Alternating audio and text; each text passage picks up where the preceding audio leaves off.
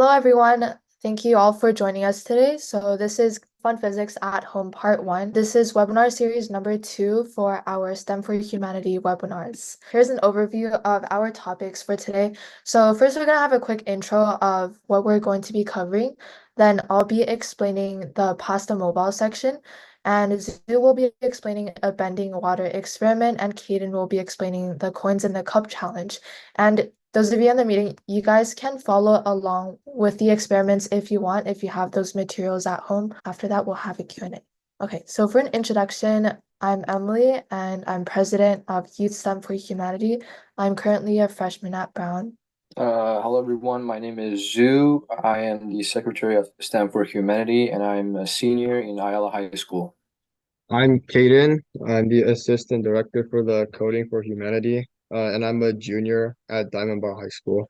First, I'll be covering the pasta mobile section. For this pasta mobile section, I'll be first going over how this experiment works. Then I'll be covering like the theoretical whys and finally the applications. Pasta mobile is actually a science Olympiad event where you build a car using only glue and pasta. As you release it from the top of a ramp, you want the pasta mobile to travel the greatest distance within a 1.5-meter wide lane before it stops. Basically, the rules are you want to maximize how far this thing travels. And this is a car made up of only pasta and glue. Today we're going to go over tips and tricks into how to optimize this distance. For the main materials, for the choice of glue, you can use either super glue or a glue gun. Based on my experience from building these cars, I would prefer using a glue gun because the glue that they produce is more flexible, it's also more durable, and it's easier to handle for irregular shapes. So the good thing about super glue is that it forms a very quick and strong bond,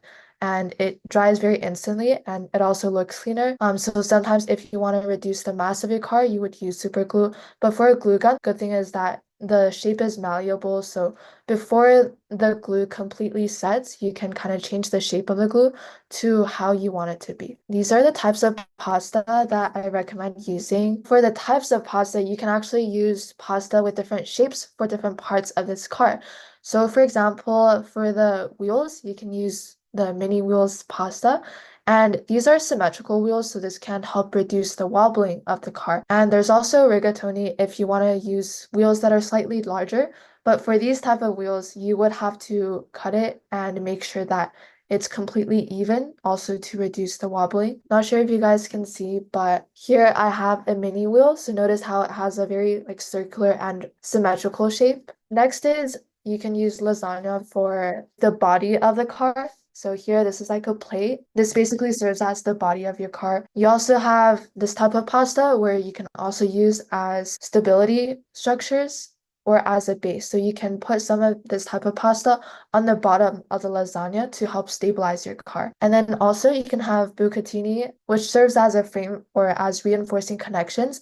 So sometimes if you want to connect different parts of your car, then you can use this type of pasta. Then there's angel hair. Here, this is ideally used for axles. So axles are the structures that connect the wheels together. So for a car, for example, if you had 4 wheels, then you would use 2 pieces of this angel hair. Dalatini, which can connect the axle or the wheels, or it can hold the structural parts together. So these are very small cylinders, and basically they also serve a stability function just for connecting the axle to the wheels. And then you can also have pasta for decoration, so these have very interesting shapes that you can use. Now that gives an overview of how you can use different types of pasta, and depending on their shape, you can adapt their functionality for different parts of your car. Next is about sandpaper. Sometimes when you just directly put on your pasta onto the car and then glue it together, some parts are pretty rough, so you want to smooth them out. So for example, the wheels of your car, sometimes if there's rough edges, you want to smooth that out to reduce the friction because friction will basically impact how far your car can travel. You can use sandpaper to smooth the edges to make your shape more aerodynamic. It also can improve adhesion. It can also customize pieces for different designs. Okay, now for how to actually build this pasta mobile. So step 1 is drawing a blueprint. So you would draw it out, sketch the layout, including where the different parts are and which parts go where. Step 2, gather materials and prepare the pieces. So getting all your materials and tools. Step 3 is assembling. So building the main support structure first, meaning first have your lasagna as your base and then start putting things onto your base. I would recommend like doing your axle and your wheels together and then attaching it onto the base. Okay, step 4 is balancing and fine-tuning. So this includes things like if you notice that your car isn't performing too well, then you might use sandpaper to, for example, smooth out the wheels. Step 5 is doing test runs and fine-tuning. That means checking if the glue holds up under movement or weight because this car is going down a very steep ramp, so you want to make sure that your car doesn't fall apart. So that means adding additional glue if necessary. Also checking if the pasta mobile can move freely, making sure that none of the glue is stuck to the wheels so that the wheels aren't able to move, and also ensuring balance. And step 6 is finalizing and competing. Okay, yeah, so these are a few designs I made from like 7 years ago. For Science Olympiad, they have a requirement where you have to put a ping pong ball onto the cart, and then the ball isn't supposed to fall out of the cart as it goes down the ramp. Okay, so here you can see this is like what the car actually looks like when it goes down the ramp. So it's supposed to like stay together, also hold the ping pong ball intact. Yeah. Okay, now let's go over the theoreticals, like why this thing actually works. There's two main types of energy. Of course, there's other types of energy, but we're not going to go into that. But for mechanical energy consists of potential energy and kinetic energy. So when we're dealing with this pasta car, we are considering gravitational potential energy, which is basically the amount of energy that's stored in the car due to its location. And this location is with respect to the surface of the earth. So basically, the amount of height will determine how much potential energy your car has. The equation that we use would be mgh. M is your mass of the car, g is 9.8 meters per second squared, and h is the height of your ramp. And then there's kinetic energy. So as the car moves down the ramp, its speed increases and its kinetic energy builds up. So kinetic energy, we use 1/2 mv squared. M is once again the mass of the car, and V is the velocity of the car. As the car moves down the ramp, this initial potential energy gets converted into kinetic energy. So if you think about it, you start out with a large height, and then as this car goes down, at this point in the middle of the ramp, there's some potential energy left, but there's also kinetic energy because the car has a velocity.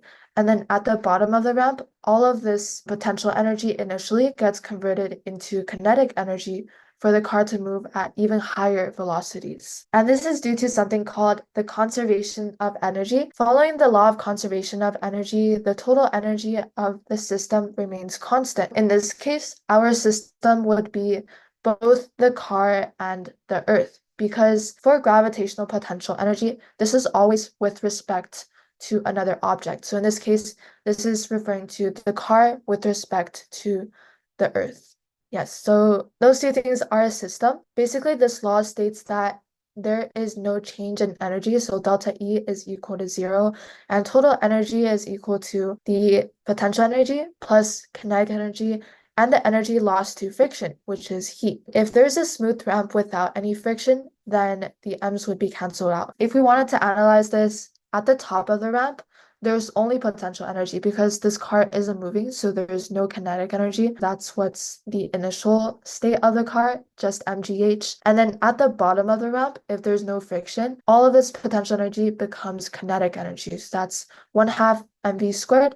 So then you notice that there's m's on both sides of the equation, so you can actually cancel that out. And what that means theoretically is that if this car runs on a ramp that's made up of, for example, frictionless ice or something without any friction, then no matter how heavy or light your car is, the final velocity will be the same given that your initial height is the same. That just means the mass doesn't affect the performance of the car if there's no friction. Now, this is going into some mechanics concepts.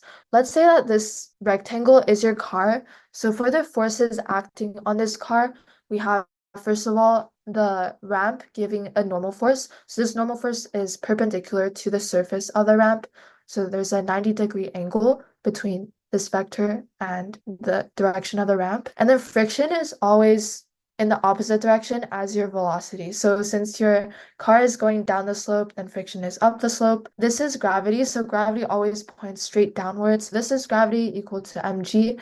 And then the angle of the ramp we represent using theta. This theta is the same as this angle. So these two are both theta. And then you can basically break down this force using basic trigonometry. This force becomes mg cosine theta, and this becomes mg sine theta. This is the equation for frictional force. So if you wanted to calculate like the exact value for friction, you would do mu times the normal force. Mu is a coefficient of friction. This depends on the material. For example, sandpaper would have a very large coefficient of friction because it's very rough. And the normal force is just mg cosine theta using this diagram. And now for the key factors affecting the performance of the car, we have the angle of the ramp, so that's theta, also the amount of friction. So that's why sometimes if you want your car to go farther, you can add some lubricant onto the wheels, or you can use sandpaper to smooth it out. There's also the mass distribution that impacts the stability, also the materials of the wheels, which impacts the amount of friction. And for applications, so I know these cars aren't actually like real life cars, but we can use them to understand how forces work and also how your material's amount of friction can affect the distance that this car travels. So they act as simple prototypes for helping us understand the parts in cars. They can also help us understand the tension, balance, and effect of weight distribution on bridges as well. Hello, everyone. We're going to talk about banding water, and this is a concept about magnetism. We are going to go with how are we gonna prepare for this experiment and why this work and some application. All right, so what materials we need? We need a plastic rod, a PVC rod, old cool, and wool clothes or a dry towel. Make sure it's dry. A water faucet with adjustable flow, a sink of container to catch the water. How are we going to do it? First of all, after you have this PVC rod, you need to use the towel to rub the rod for about a minute. Then turn on the faucet. Use this, or you guys can't really see this. Okay. So you bring the charged rod close to the water, and you're gonna observe what's gonna happen. Hello everyone, my name is Zu. Before we start the experiment, I got something to explain. Everything in this world, the objects in this world are charged. They could be negatively charged or positively charged or stay neutral. What I mean by neutral is they got the same amount of negative charges and positive charges. So they cancel out, nothing happens. So I got those two objects. They're all in neutral. There cancels out, nothing is happening right now. So what is going to happen now is I use this dry towel to rub the plastic rod. So after a few seconds, the negative charges will move from the towel, like the negative charges in the towel will move from the towel to this rod. So this rod actually have more negative charges than the positive charges. So the whole thing now is negatively charged. And when I get the thing close to the water is also neutral. It got both positive and negative charges. It got oxygen atoms and hydrogen atoms. The oxygen is negative, the hydrogen is positive. So what's going on is if I let this thing close to the water, this one is negative. The negative charge will attract the positive side of the water and repels the negative side of the water. And I will show you guys in a second.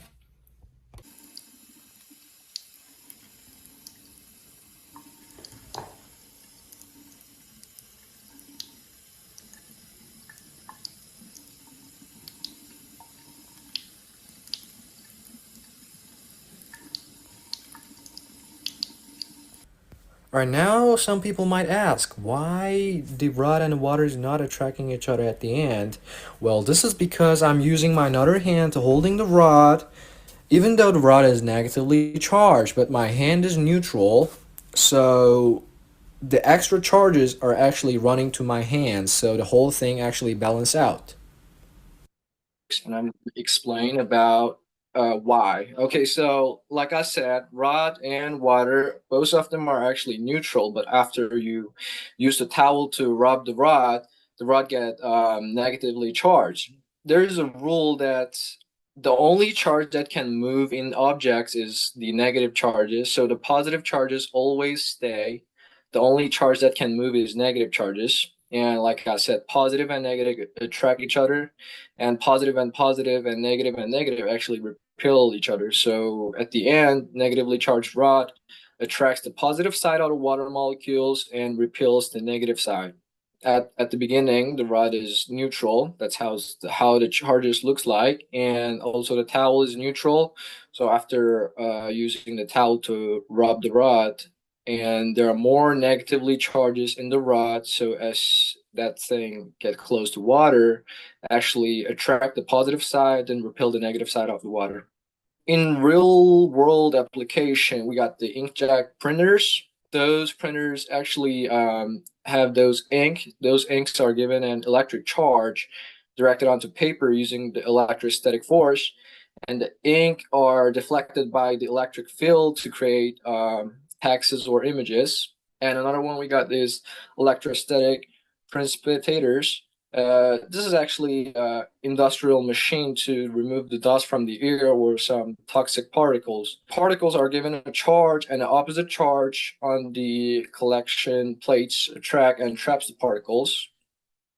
Hi, I'm Kaden, and I'll be presenting the coins in the cup. So I'm going to be talking about setting up an experiment to observe surface tension, why surface tension works like it does, and how we can see surface tension be applied in the real world. So this experiment is pretty simple, actually. All you need is a full glass of water and some coins, or maybe some other objects like pebbles. So these steps, we're gonna set the full glass of water on a table, and we're going to slowly drop the coins inside of the cup. We're gonna also count how many coins we drop in there as we observe the change in volume and how much water can go over the cup until it starts to spill over. Hello, everybody. My name is Kaden, and today I'll be talking about surface tension with this cup of water experiment, where you'll be dropping in quarters or other coins into the water and see how much the water can go up until it starts to spill over. Now, you don't have to use coins. You might have some other small objects readily available nearby, such as pebbles from your outside. And how this experiment works, you'll keep dropping in coins until the water starts to spill over from one of the sides.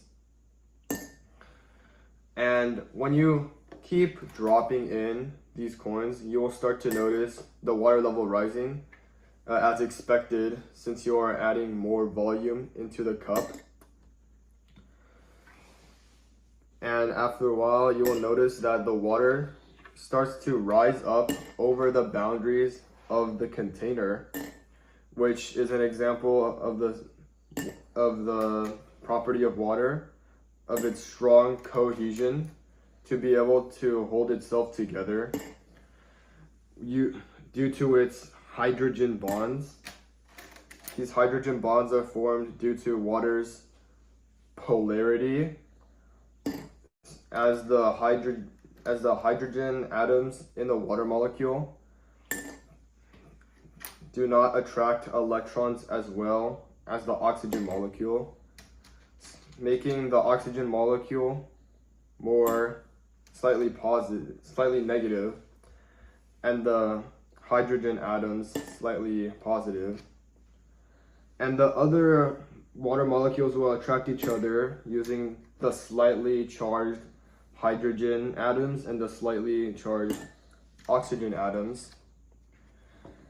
And these aren't like covalent bonds or anything, but they are still strong enough to hold water together enough to observe how the water starts to go over the cup, but it hasn't spilled over yet.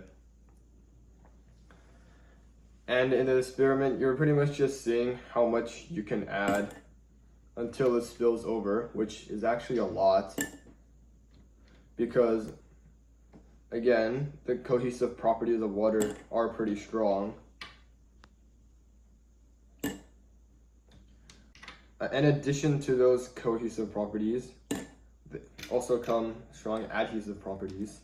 Similarly, the charges help stick to anything.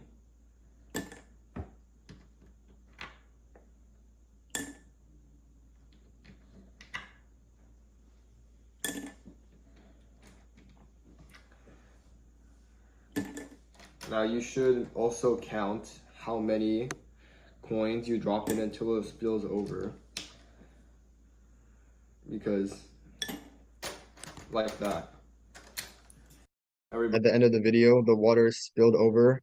And on this slide, this is the items that I used. The container of water I used was a 10-ounce glass. And I didn't mention it in the video, but the amount of quarters that I dropped into the glass was 34, which is a lot.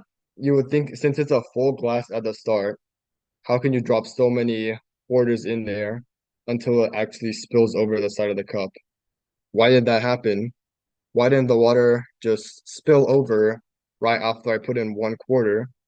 Well, as mentioned in the video and in the last presentation, the water molecules have a special polarity where the oxygen atoms are slightly negative and the hydrogen atoms are slightly positive, which in the diagram shows how the other water molecules are attracted to each other, connected with these dotted lines. The hydrogen attracts the oxygen attracts the hydrogen. And these hydrogen bonds are pretty strong, but they're not nearly as strong as covalent bonds. Hydrogen bonds are a key factor in what gives water so many of its unique properties, such as its strong cohesive properties. An application of this, you can see in the image to the left, there's a bug that is standing on water as animals stand on land. And the reason behind this is because the surface tension allows for a certain amount of force to be put on top of the surface of the water until it breaks and anything will fall through it. You can see it's quite strong to be able to hold up the bug standing on the water. On the right image, we have a lizard running on the water, which it's not exactly the same as being able to stand on top of it because it's too heavy to do that. But it still demonstrates how the water acts as land due to its strong surface tension, allowing it to walk on it even for a brief moment. And on the bottom, we have a little diagram showing the layer at the top. For the next application, we have rainproof materials. Like if you ever go camping, you might want to have a rainproof tent or else you might get wet if it rains. So the way it works is, as I talked about, the hydrogen bonds give many unique properties. One of them is also an adhesive force, which allows water to stick on other things that aren't other water molecules. The waterproof materials use this by making the adhesive force weaker than the surface tension. So instead of sticking on to whatever you're making waterproof, it'll start to slide off and bead up together using the surface tension as a layer. It also helps prevent it from being absorbed into the materials. That's going to be it for today. So out of those three experiments, the pasta mobile, hopefully you guys learned about forces and friction, potential and kinetic energy. And then from the bending water experiment, hopefully you guys learned about how charges can move between objects. For the coins in the cup experiment, hopefully you guys learned a bit about polarity and some unique surface tension properties of water due to hydrogen bonding. That will be it for today. So this was fun physics at home. And if you guys have any questions, feel free to contact us. This is our website. This is our email. If you guys want to get involved with our organization, feel free to email us. Yeah, check out our website as well. For today, thank you guys for coming, and hopefully we'll see you next time at our next webinar. Bye.